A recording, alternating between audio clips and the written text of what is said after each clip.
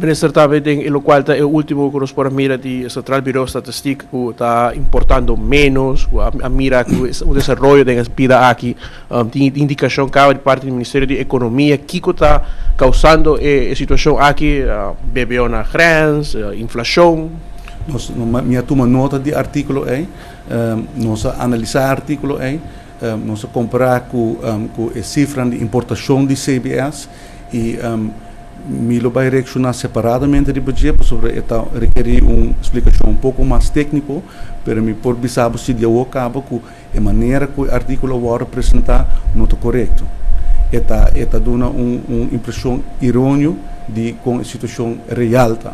Sobre a análise que nós fazemos, já deve ser preliminarmente nós tem ao contrário tem uma subida de peso.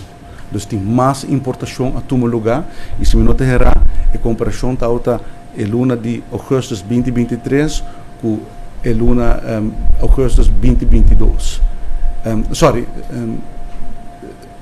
Dá-me o acurado. Me também a tarde a análise também sai, pero o qual que nós constatata que comparação, maneira que ela vai representar para demonstrar como se fosse em verdade tem menos importação, pero essa não é caso.